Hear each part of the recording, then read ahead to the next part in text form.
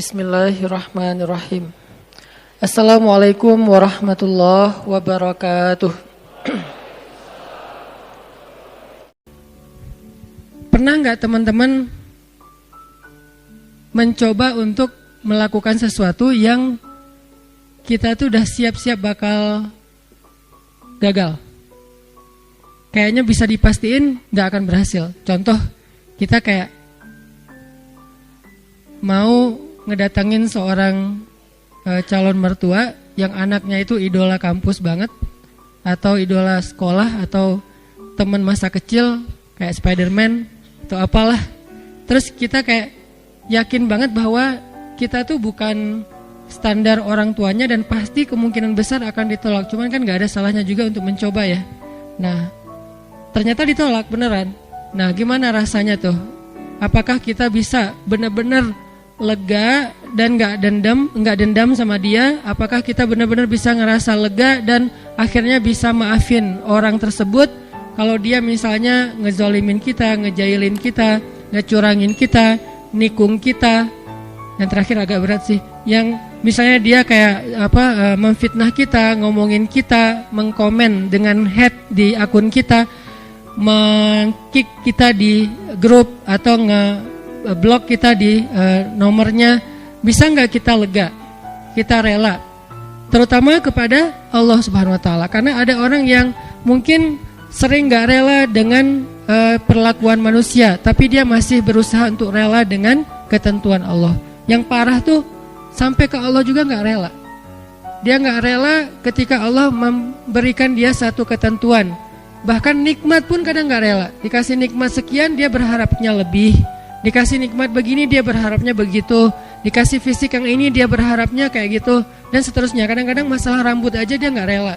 Belum lagi nanti masalah kulit. Belum lagi nanti masalah tinggi badan, masalah apa segala macam yang sifatnya emang takdir dia diciptakan kayak gitu. Beda dengan mungkin kalau yang masalah-masalah, katakanlah misalnya kayak sesuatu yang sifatnya karena usaha kita kayak berat badan atau jerawatan atau apa, ini kan relatif ya. Tapi kalau emang udah takdirnya kayak gitu, dia nggak rela. Termasuk dia nggak rela dengan ketentuan Allah, dia seorang laki-laki sehingga dia pengen jadi ya transgender gitulah, pengen jadi cewek, terus dia cewek pengen jadi cowok, terus dia bingung gitu, kok dua-duanya nggak enak ya, terus jadi saya jadi apa gitu kan ya. Nah ini nggak rela gitu kan. Nah ini semuanya adalah tentang syarhus sadar, berlapang dada. Berlapang dada pertama yang paling penting adalah berlapang dada terhadap ketentuan Allah, yang kalau dalam bahasa fikihnya kadang disebut dengan istilah takdir. Disebut dengan istilah takdir. Atau berlapang dada dengan sikap-sikap orang kepada kita. Seberapa besar lapang dada kita sehingga dada kita itu muat dengan kesalahan orang. Makin lapang, makin banyak kesalahan orang yang muat di dalam dada kita. Nggak sampai bikin kita nyesek. Jadi ada kesalahan masih lapang, nggak nyesekin kita, jadi kita masih santai. Kan orang kalau lapang, sebutlah kita kayak di sebuah ruangan atau di mobil aja nih. Kebenaran mobilnya mobil city car yang memang dua row gitu, seatnya cuma 4 orang. Nah kalau masuknya cuman kita driver nih, masuk 1 orang teman, kita merasa sempit nggak? Enggak. Atau kita jadi penumpang sama driver, masuk seorang teman masih biasa. Masuk yang ketiga jadi 4 orang sekarang masih biasa. Masuk yang kelima, yang keempat jadi 5 orang, mulai agak-agak gimana gitu. Apalagi duduk di belakang kan ya. Nah kebayang nggak kalau mobilnya bus? Kalau mobilnya city car yang mungkin cuman muat 4 orang nyamannya, terus diisi 5 orang, jadinya gimana? Nggak nyaman kan? Tapi kalau bus diisi 5 orang masih nyaman, leluasa, karena emang isinya harusnya 35, 40. Nah artinya dada kita itu sesek tergantung kelapangannya, bukan tergantung masalahnya. Ada orang yang masalah sepele bikin dia nyesek. Ada orang yang masalahnya udah luar biasa, dia masih kayak biasa-biasa aja. Kenapa? Bedanya bukan masalahnya, tapi yang membedakan itu adalah syarhus sadarnya, lapang dadanya. Ada orang ketika diomongin dengan satu komen negatif, hate yang masih wajar lah ya, cuman kayak misalnya bilang ria gitu doang, Dia udah langsung rame gitu, udah langsung di replay, langsung terus dia kayak ngedebat gitu, langsung di blok, langsung dia kalau perlu akunnya juga ditutup, dia nggak mau pakai lagi Instagram pundung gitu, pundung Visosmed misalnya. Ini gara-gara apa? Gara-gara ada satu haters yang satu kata doang, ria, sombong.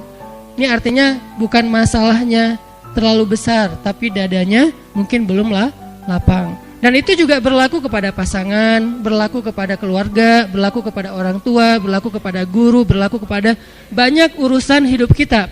Kadang-kadang satu kata bikin kita nyesek. Tapi ada orang lain yang udah 1000 kata dan katanya semuanya bold, dia biasa-biasa aja. Kenapa? Mungkin 2 kemungkinan. Dia orangnya cuek, orang yang gak mau ngikutin kayak gitu-gitu, dan itu juga bisa jadi buah dari kelapangan dada. Atau kemungkinan kedua adalah dia dadanya emang lapang, hatinya emang lapang. Sehingga salah satu yang kita selalu doain itu apa? Rabbi syrahli, malah sebelum yang lain-lain, Rabbi syrahli sadri. Inilah yang diminta oleh Nabi Musa ketika Nabi Musa diutus kepada Firaun. Allah berfirman di surat Toha, idhab ila Firaun innahu tagha.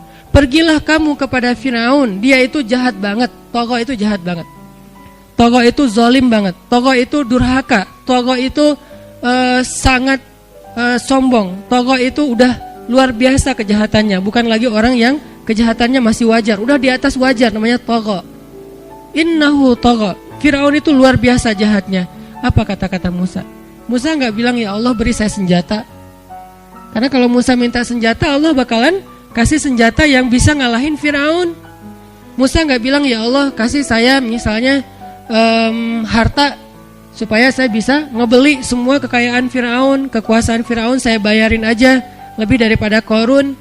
Malah yang diminta oleh Musa dalam misi yang sangat berat itu apa? Qala rabbi syrahli sadri. Itu pertama yang diminta sama Musa. Musa berdoa setelah Allah memberi dia perintah. Kata Musa, Rabbi syrahli sadri, ya Allah lapangkan dada saya.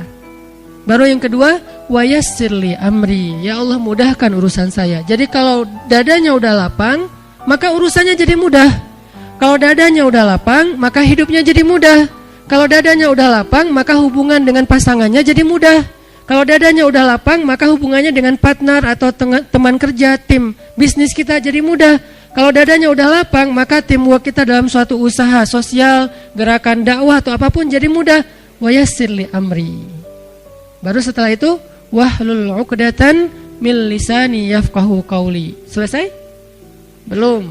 Yang kita enggak bacain yang keempatnya, waj'alli waziram min ahli Haruna akhi. Dan beri saya juga seorang pendamping yang dia pintar ngomong dan dia itu lebih ngerti realitasnya, lebih tahu apa yang terjadi di sana, saudara saya Harun, supaya kami bisa sama-sama berdakwah kepada di sisimu ya Allah. Jadi yang pertama banget diminta oleh Musa menghadapi Firaun aja lapang dada. Kenapa? Karena kalau Allah kasih kelapangan dada untuk Musa, kejahatan Firaun itu nggak bikin Musa nyesek. Kebayang ya, orang yang lapang dada diperlakukan oleh Firaun aja masih belum nyesek. Gimana kalau suaminya bukan Firaun? Kan banyak ibu-ibu atau istri-istri bertanya, Ustadz gimana menghadapi suami yang pemarah, suami yang galak, suami yang nggak setia, suami yang suami. Sekian banyak kesalahan suaminya. Lebih besar mana dengan kesalahan Firaun? Pastinya lebih besar Firaun. Dan kita nggak membandingkan suami dengan Firaun ya. Artinya emang ya jauh lah insya Allah. Ini bukan dalam masa dalam niat membandingkan. Tapi kalau kesalahan Firaun aja dengan kelapangan dada Musa tidak pundung, Musa tetap bisa bersabar, Musa tetap bisa menuntaskan misi dakwahnya, berarti lapang dada itu penting banget dalam hidup kita teman-teman. Sampai dengan kelapangan dada bisa menghadapi orang sekelas Firaun, berarti kan lapang dada itu penting banget ya. Yang kalau di bawah Firaun pasti akan lebih lega lagi nih. Di Firaunin aja lega, di Firaunin. Jadi diperlakukan oleh Firaun aja masih lega. Itulah yang diminta oleh Musa. Ini menandakan bahwa lapang dada itu salah satu doa yang paling penting untuk kita baca teman-teman. Bukan cuman pas mau ngomong di depan kita baca Rabbi syrah li sadri. Kapan aja Rabbi syrah li sadri, Rabbi lapangkan dada saya, lapangkan dada saya. Kalau mau pulang ke rumah buat yang udah punya pasangan, istri lagi ngambek di pintu, Rabbi syrah li sadri. Pengalaman pribadi.